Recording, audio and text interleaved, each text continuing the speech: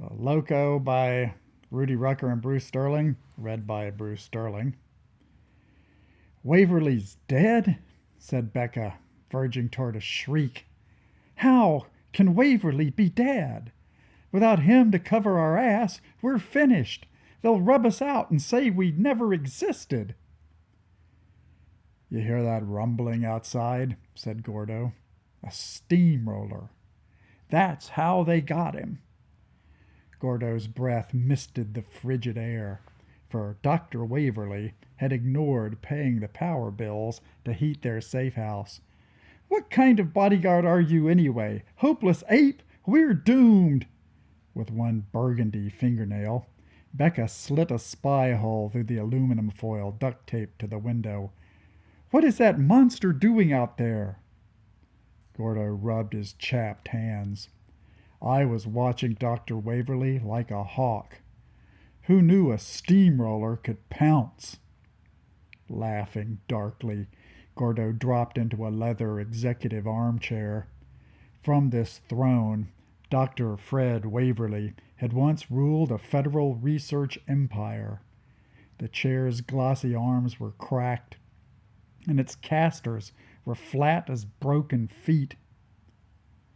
This means we're on a hit list, said Becca. Lighten up, said Gordo, his voice echoing in the unheated room. This means we're on our own. We'll close down Project Loco, sell off the secrets, and get the hell out while we can. Was it Yelko who got Waverly? Not likely, said Gordo, blinking at her. But I'm glad we've got a barricade, in case that roller makes a charge. He gestured at the walls stacked with debris. The contents of Project Loco's offices had been manhandled by forklift robots and crammed into their hideout, a derelict McMansion in dismal Middleburg, Virginia. During the 7 weeks of their increasingly uneasy confinement, Gordo and Becca had passed the time by piling the federal debris against the walls. Graceless steel desks, empty water coolers, dead coffee makers, and oddly angled surge protectors, plus their specialized locative science equipment, GPS units, atomic sextants, flux oscillators, nano lasers, and neutrino sieves. The house was a jumble of crazed debris, except for one shining treasure, the culmination of years of off-the-books black-budget research, a bubbling, green-lit aquarium tank with glassy little cells subdividing it like an uneasy high-rise, a tenement for leeches. 8 or 9 species of leeches. Careful Loco research had proved that leeches, in particular, excelled as plug-and-play biotech implants. Leeches were simple and rugged. They ran off human blood, and their boneless flesh could hold a fine payload of wetware programming. Plus, once you got used to the concept of interfacing with leeches, it didn't hurt all that much to stick them on. Happier than clams and flexing in slimy topological ease, the bio-programmed invertebrates were the ultimate product of the Loco project. They carried the experimental Loco translocation apps. The parasite's aquarium boasted its own battery-operated power supply to keep the creatures at a comfortable, blood-warm heat. Gordo pressed his chilly hands against the warm green glass. Outside the safe house walls, the steamroller clattered on like a coffee grinder, casually, remorselessly. Every once in a while, a ragged stranger would wobble by on a bike, but nobody seemed much bothered by the goings-on at a derelict house. Meanwhile, the steamroller was methodically flattening everything near the safe house's garage. With digital efficiency, it crushed the abandoned doghouse, then the thorn-tangled rose bushes, then some cheap concrete garden statuary. So much for the anonymous safety of the Loco project's final readout. The front yard was a maze of roller marks and snow. Uneasily, Becca rubbed the back of her neck. What actually happened? Did Waverly morph into a giant leech, like Patel did at the lab? Waverly was claiming he'd fixed that in his latest wetware build. He slumped to the ground, said Gordo thoughtfully. That's all I know for sure. Was he writhing at all? Did he display spastic invertebrate activity? The way it came down. Excited now, Gordo crouched in the middle of the room, his heavy body nimble as he moved his hands, mapping things out. He went soft. The steamroller attacked, and Waverly was like a gingerbread man under a rolling pin. A 30-foot smear of smashed mathematical physicist. No blood, no bones. I used my hands to pry him off the lawn. I rolled him up like a tortilla and carried him into the garage. Not much like Patel, mused Becca. I can't say, replied Gordo. Remember, I only joined your team after the Patel incident. I wish you'd stop bitching about the Patel incident. Look, said Gordo, you can't just morph a federal scientist into a giant invertebrate that catches fire. That's not an acceptable protocol. Security guys like you can never keep your trap shut, said Becca, angrily pacing back and forth through the debris. Forget about Patel. He's stuffed in a nuclear waste barrel. Let's talk about Waverly. Even if a steamroller crushed him, it's not scientifically established that he's dead. Where do you get that idea? Of course he's dead. I saw his brains come out of his eye sockets. I need facts, insisted Becca, not your interpretations. Ooh, said Gordo. The dragon lady. Okay. As soon as we stepped outside the safe house, Waverly started babbling. He said, I'm going everywhere. He was slobbering. Then he lost his muscle tone. His hands pulled up into his sleeves and he went all boneless. And then, wham! The steamroller comes out of nowhere and runs him over. Just like that, said Becca skeptically. That's how I saw it. That's the machine that killed him, still tooling around out there. It's like a remote-controlled drone. Gordo peeped out the window. Look, it keeps backing in and out of our garage. That's where I dragged Waverly. It's still running over him, again and again. Bathed in the warm green light of the leech aquarium, Becca stared at Gordo. She looked cute and serious with her short dark hair. Pitiable shadows of rage and despair played across her face. As long as Dr. Waverly had been in charge, Becca, ever the faithful postdoc, had been full of hope. But now, with Waverly flattened, her illusions were crushed like so many asphalt pebbles. Where do steamrollers come from? She mused. Oh, the city construction yard. I guess, said Gordo, still peering out the window. But I can tell you, it didn't drive here. Someone got hold of our Loco and teleported it in. Take a close look. It's cruising right by our house again. Becca hastened to the window. Its motor isn't on at all, Gordo pointed out. Its drone control isn't active. You can tell from the lights on top. They're all off. The thing's running on pure Loco. Someone's teleporting it all around.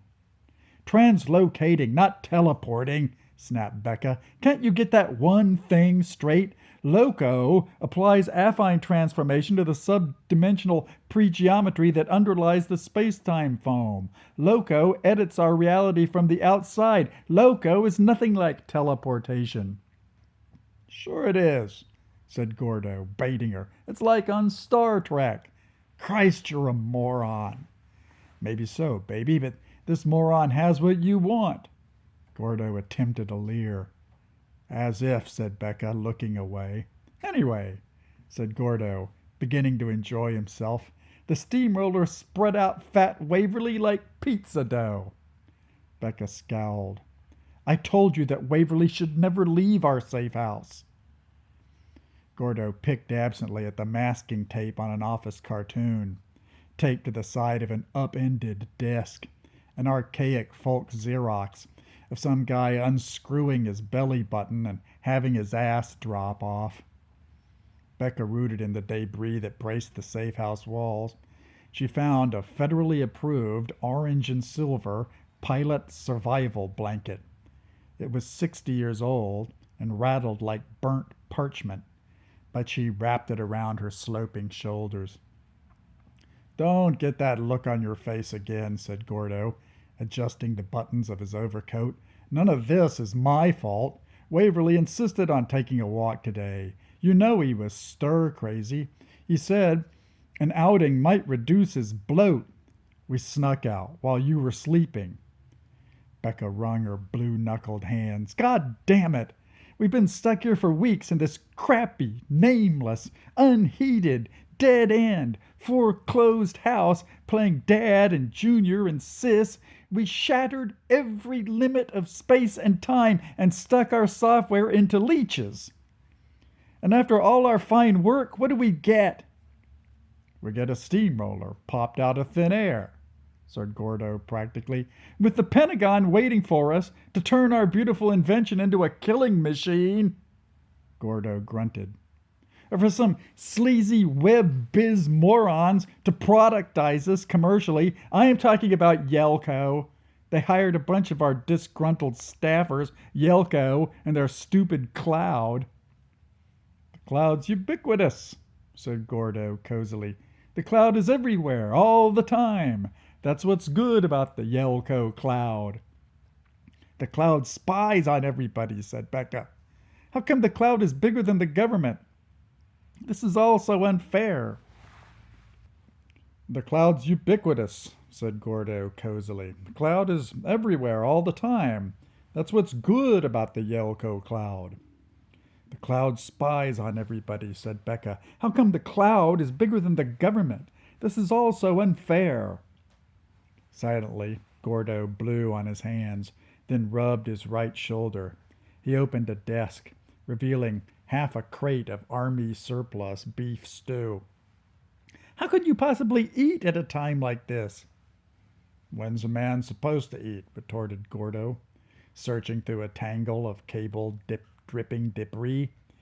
He produced one stained, misshapen plastic container and pulled a tab at its base. The stew began to hum and rattle. That can is seriously past its expiration date, remarked Becca. Desperate times, nodded Gordo. Did you set Waverly up? Asked Becca, slitting her eyes. Taken aback by this wild accusation, Gordo was silent for a long moment. Why are you always like this? He said, his voice nearly a whine. Everything's always so complicated with you. I'll make it simple. Becca stood up and poked him in the chest with her finger. Our boss is a pancake. Who's next? You, said Gordo, abruptly clamping her in an embrace. Becca wriggled one hand free. She slapped Gordo so hard that the sound echoed from the clutter on the walls. Go ahead, hit me, muttered Gordo, releasing her and gingerly feeling his inflamed cheek. Because I'm a mole, all right? You might as well know. I'm a mole. From Yelko. I've been wanting to tell you that for a long time. Becca gaped in amazement, still catching up. You work for Yelko all this time? Yeah. When I spread the word about that Patel incident, your staffers scattered in all directions. You ended up exiled and alone. And I came along to pick up the intellectual property. That's the payoff. And that's why I'm still here, all cozy with you. Oh, it's all so dark side, said Becca despairingly. So sleazy, so sold out. You academics Never have any street smarts, said Gordo, still rubbing his cheek. He looked at his reflection in the glass of the gleaming aquarium. Me? I'm a street-hardened security op. That's what Waverly asked for. After you guys vitrified Patel's ashes into a glassy barrel of nuclear waste, Waverly figured a guy like me would know how to hush things up. That shows how much you losers knew about real-life federal security. What were you doing before? Asked Becca, intrigued. Where do people like you come from? Oh, I was the top security man at Dulles Airport, humiliating passengers. It was great work, but I screwed up and strip searched a congressman's son. You guys were my disgrace posting. Project Loco is my personal Siberia. But you should have loved your new job, Becca protested. We got such superb results in unconventional physics. Sure, Patel turned into a leech and underwent spontaneous combustion, but that only happened one time. All the rest of those wiggling things locked in the penthouse, those were just animal subjects. Dogs, mostly. Leeches love dogs. Silently, Gordo thought this over. What was Patel like, he said at last. I mean, before he got all flexible and tubular. Patel was cute. He had a crush on me, actually. That's why he volunteered, to pioneer the science of translocation. The test went fine at first, but after the leech hit an artery, Patel started heating up inside, like a runaway reactor. We locked him into the shower room, hoping he'd damp down, but he crawled out through the keyhole and slithered upstairs to my office. I never heard this part, said Gordo. It was such a mess, said Becca. She tightened her voice and pressed on. That pathetic Patel was telling me that he'd done the test to show he loved me. With those leechy, toothy mouth parts, I could barely understand him, like blah, blah, blah. And he was hot as a furnace. I was yelling and backing away from him. And then, oh God, he caught fire in my office. Men came in hazmat suits. I never used that office again. That was the room we turned into your office, actually, after we hired you to keep things mum with your sleazy, dark side connections. So you could turn more volunteers into giant leeches? Not actual leeches, exploded Becca. Subdimensional pre-geometric assemblages. What's the diff? They're both boneless, wormy, and wobbly. Becca put her hands on her hips. That's a typical ignorant layperson's confusion.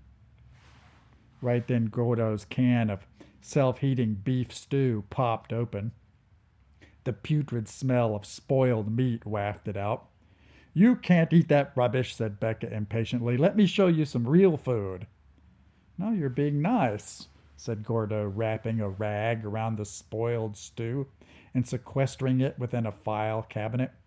He walked back, gently smiling, his voice soft. Show me what you've got for me, baby. People always eat a lot at wakes.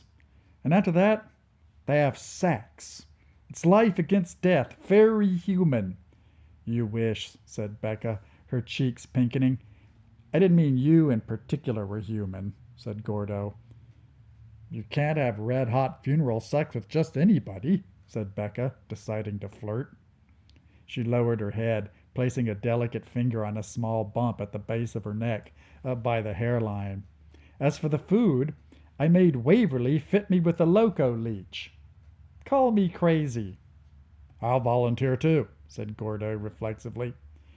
You might morph into a pre-geometric assemblage that resembles a slimy bloodsucker, Becca warned him, a flicker of a smile on her face. Gordo shook his head. I'm thinking that when Waverly morphed this morning, he willed it to happen. The guy was so cornered and stir-crazy, he wanted to morph. Right before the big change, Waverly said, I'm going everywhere. Well, I'm going where's right for me. Fish one of those little bastards out of the tank for me. I'll take my own chances. I just wish I could pry my own leech loose and give it to you, said Becca uneasily. But check out my awesome food demo first. It'll blow your mind. Becca pulled 2 chairs over the flimsy card table that Waverly used as a desk.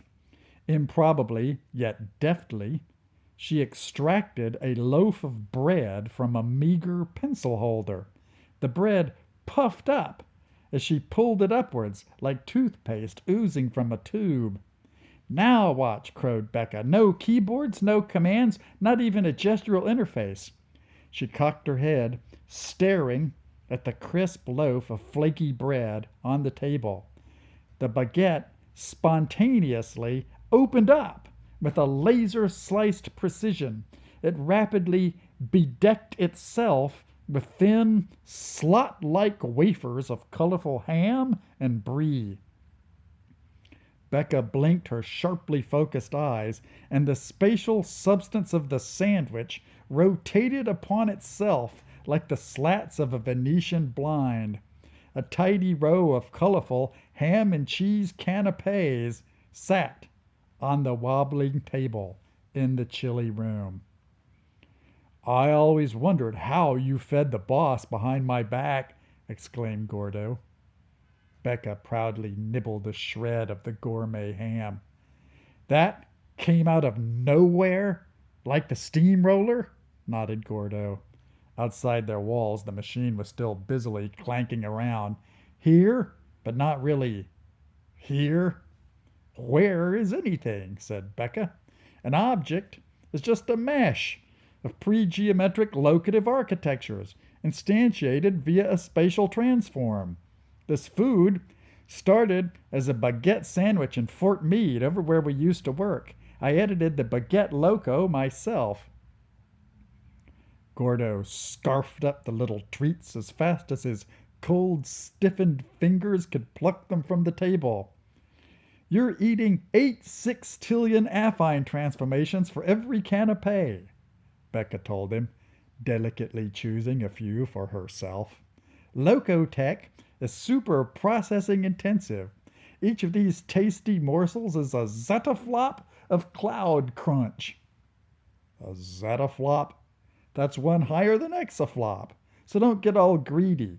The cloud load for this snack creates info lag all up and down the eastern seaboard." "A secret chow line through the cloud's back door," mused Gordo. "That's some kind of management perk." "That's how life has to be nowadays," Becca shrugged. "Looks great, tastes yummy, it's provisionally real. Of course, if the Loco crashes before you've metabolized your lunch, tough, you've got a belly full of subdimensional quantum foam."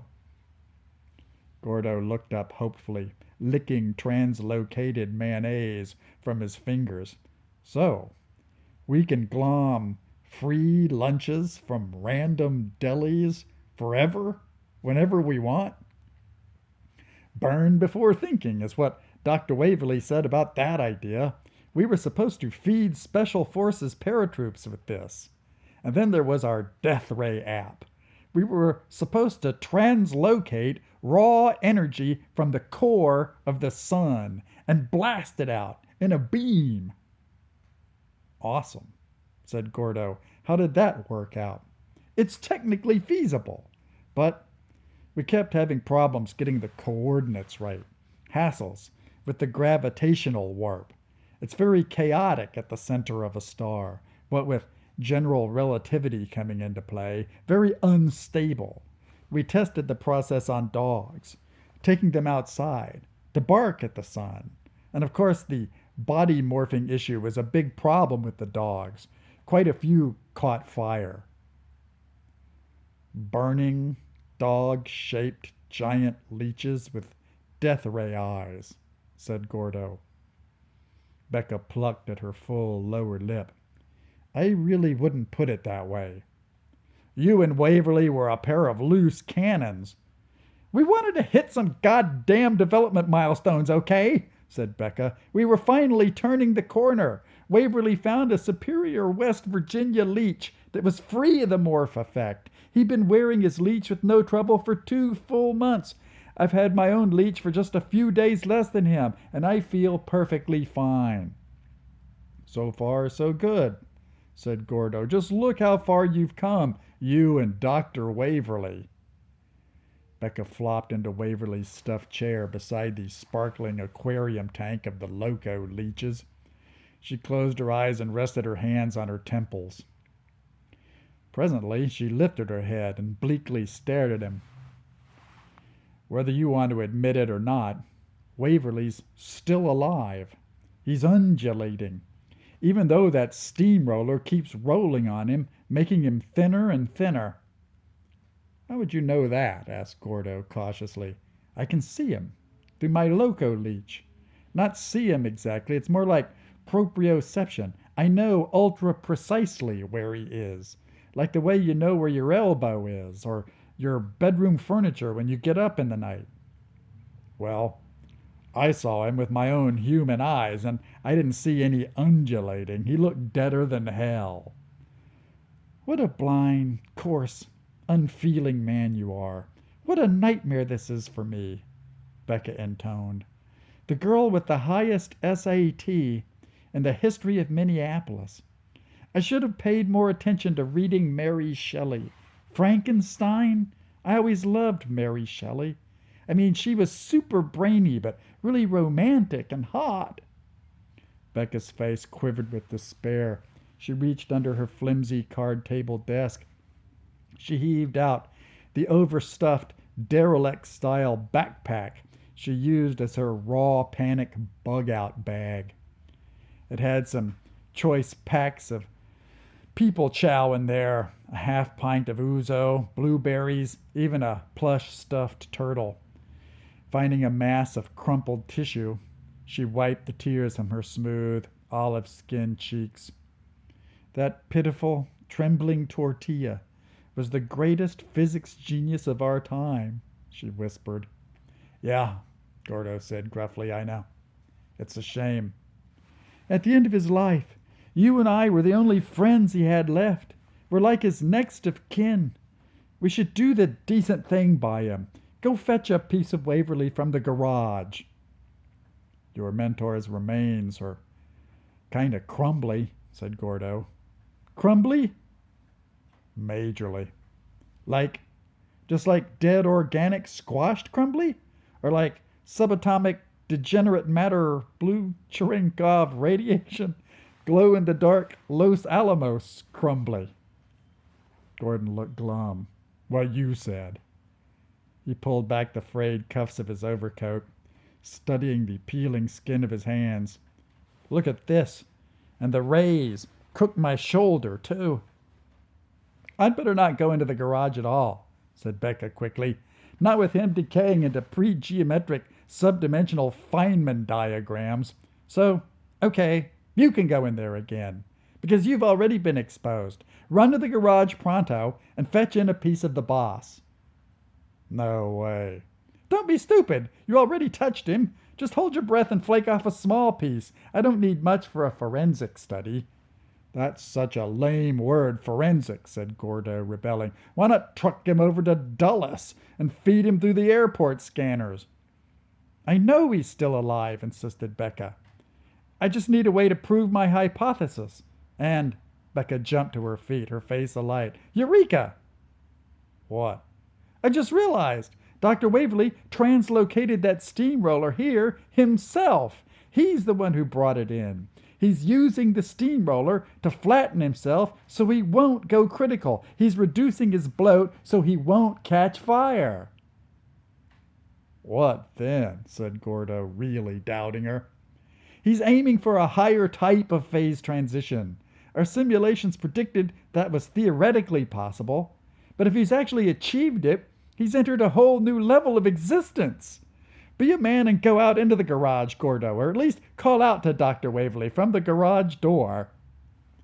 I've had it, Gordo snapped. You know what? I'm out of here. I just made up my mind. Waverly is stone dead. I'd be crazy to stay in this meat locker 1 minute longer. I can outrun that steamroller. I'm a tough guy. I'll take my own chances out in the real world. Gordo flipped up his collar, pulled down his hat, and ambled toward the door. Becca rose to her sneakered feet and scampered hastily after him. Wait, Gordo! You're abandoning years of research by brilliant scholars! Gordo looked Becca up and down, from her ironic Goob Dolls hairpins to her skate punk Converse sneakers. Research by mixed nuts, more like. What good did you get out of any of this research, ever? Maybe you're going to find out the personal phone number of the Higgs boson. But meanwhile, you're a blacklisted junior professor who was shit-canned for science fraud. Cut to the quick, Becca retorted. Well, you're a big ugly goon who gropes helpless females in airports. They studied one another, awaiting some next consequential move.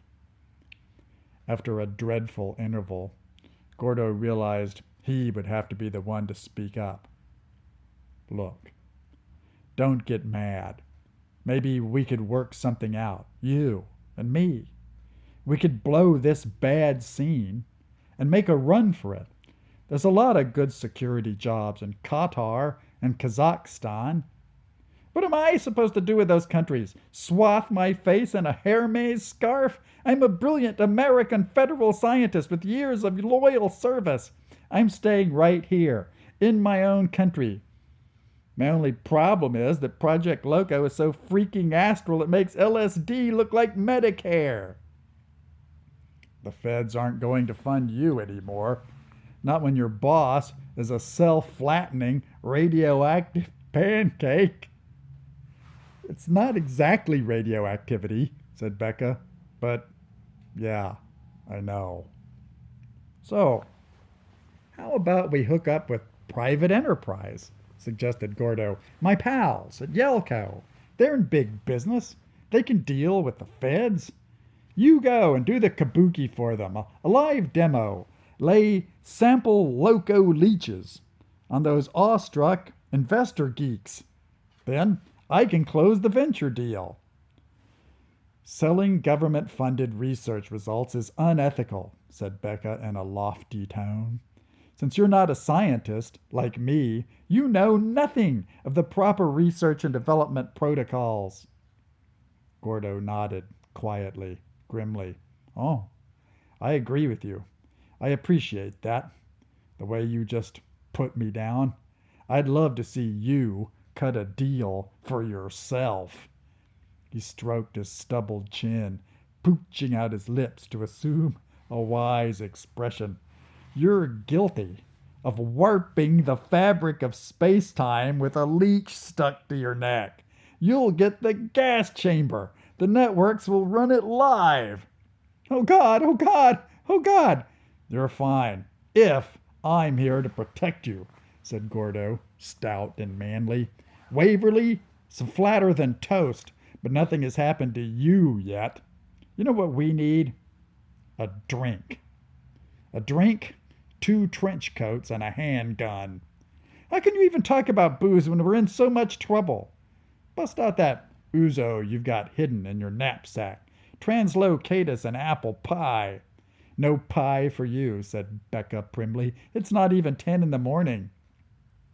She turned to the coffee maker that sat atop an unstable heap of lab equipment. I'll make you a nice strong coffee.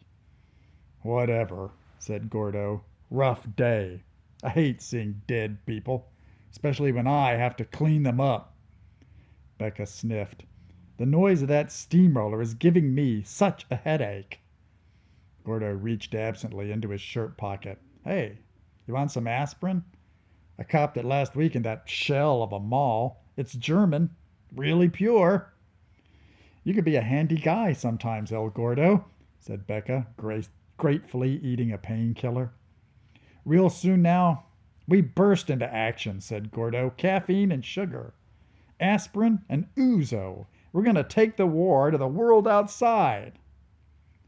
Just then they heard a clumsy scratching at the front door, followed by a series of light, precise knocks. Gordo peered through the fisheye spy hole in the center of the mansion's bolted door. This is the living end, he said. Now someone sent us a robot. You're kidding me. No way. Look for yourself. It's one of those Japanese quadruped things, those herky-jerky origami dogs. I've never seen one outside a YouTube video. I can see it through my Loco leech, said Becca, with an inward look. Maybe we better find out what it wants. Gordo opened the door to reveal a disposable droid, a creature that had been created as a 3D printed construction of grid-wired plastic. It was cheap and flimsy, tidily folded to balance on 4 pointed feet. Graphic displays flowed across its surfaces. The closest surface resolved into the plump face of their landlord. His name was Yanni No, and he was famed for having bought up 3,000 houses in the blasted Northern Virginia suburbs. Keen on personal service, Mr. No printed out fresh rent-collector droids every day. I need to speak with Dr. Fred Waverly, said Yanni's face, his tone peremptory. The sound emanated via vibrations from the collector droid's surfaces. The creature cocked its head, aiming its photosensitive patches into the house, sampling the air with a roughened surface near the tip of its triangular nose. Dr. Waverly's in the garage, said Gordo. He's getting a massage. That's nice, but I smell burnt wiring, announced Yanni. The bot slid a papery leg through the open door. Did you use a 2-prong plug in a 3-prong hole, sir? I'll have to inspect for that. This was a ruse. Once a collector droid had somehow folded and slithered its way into a deadbeat sanctum, valves would open and it would emit a spray.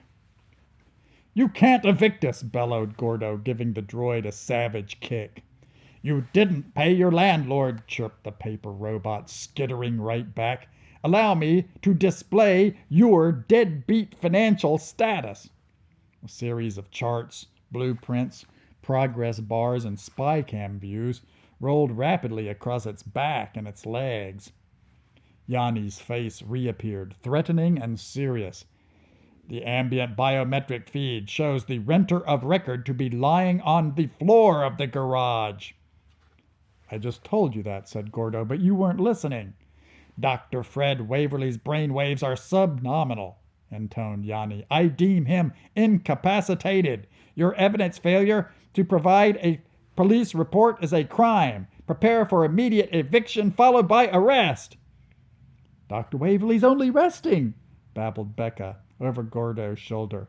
He's in a deep trance. He's an ascended master. I know you want your back rent, Mr. No, but we don't have the password to activate Professor Waverly's credit account. This is unacceptable, snapped Yanni. You can't arrest us, said Gordo. You're made of paper and coat hangers. He gripped the robot by its papery midriff and threw it into the snow. He slammed the door and shot the steel bolts. The robot pattered and scratched at the door, emitting a buzzing series of escalating threats, and they could hear a second droid fumbling at the window. With trembling hands, Becca stuffed a few things into her backpack and shrugged it onto her shoulders. I'm not strong enough for this, she said. I can't beat up robots. I'm a scholar. I can handle this crisis, said Gordo, watching her. Pick me out a Loco leech. Okay. Try the top left botch in the tank, Becca counseled. Put a leech straight up your nostril, and it'll hook to your brain immediately. It takes a whole hour to interface it if you stick it on your neck. Leaning over the aquarium, Gordo pinchered out a writhing brown West Virginia leech. Holding it tight between finger and thumb, he snorted it up. Woof, said Gordo, staggering. He held up his hands, staring at them like he'd never seen fingers before. Sextillion, he muttered. I'm counting the molecules, yeah. Septillion. The collector droids were scratching at the door and the window, earnestly trying to slide in through the cracks, but this algorithm failed them. They were quiet for a minute, and then they emitted two tightly collimated chirps. One of the window panes shattered into shards. Instantly, two folded up shapes glided through the empty pane like paper airplanes. The droids unfolded themselves to stand on all fours like wavering, drunken hat stands. One of the collector bots lifted its tail and began to spew a thin stream of repulsive gas. With a savage effort of his will, Gordo dove into the locative mental spaces of his leech. Immediately, he found the city construction yard. Translocating physical objects was as easy as lifting a fork from a table. Roar, Gordo declared. A bulldozer crashed gloriously through the wall into the littered dining room, its blade raised like a tear-stained guillotine. The dozer's tracks and blade made a lethal, pig-slaughtering racket. Fresh, cold air streamed in. "This all goes on your bill," screeched Yanni No's voice, and then his origami droid was crushed. Gordo bobbled his head, manipulating the bulldozer as effortlessly as a wireframe graphic. Its dirt-stained teeth knocked the aquarium from its stand, and a geyser of shattered glass and wallowing parasites. The dozer whirled its dirt-stained treads, gouging the floor. "I am voiding your deposit," chirped Yanni No's remaining collector droid, scuttling out of reach. It hid in the crannies of the junk piled against the walls, preparing to vent its own supply of gas. The bulldozer rotated in place, lining up for an attack. Gordo zoomed the dozer's dimensions down to a nimbler size. With a blur of motion, the miniaturized bulldozer darted like a rabid terrier to crush the last droid to bits. And then, with a smooth, affine transformation, Gordo restored the dozer to its full stature. It trundled outside, making another yawning hole in the wall, opening a Pompeii-like vista. Silence fell. The dozer was motionless beneath the pearly winter sky. In the garage, the steamroller was silent too. A few dark dots of snow began to fall. The frigid air smelled somehow like steel. "You overdid it," said Becca critically. "Women always say that," shrugged Gordo. "You wanted me to solve your problem. Hey, problem solved now. It's all rubble." "Look," said Becca, pointing. A wide, flat sheet was creeping across the snowy winter lawn, reflecting glints of rainbow color from the low, gray clouds. "He's like a flounder," said Becca. "Or, no, he's like a soap film." Waverly, the soap film man, undulated and rose into the air, as if seen through a haze of static on a clouded video screen. He twinkled, stuttered, jagified, and broke up into frantic dots, a swarm of Waverly gnats. Bright and glittering, the gnats swirled in a slow tornado. "He's going everywhere," said Becca. "He predicted this. He's insisted himself into a quintillion particles." With a dip and salute, the swarm of Waverleys scattered itself to the vagrant breezes of winter. "I don't think that's an attractive career choice," said Gordo. "Do you want to try and pry your leech loose before it really digs in?" asked Becca. "I think it's too late for me."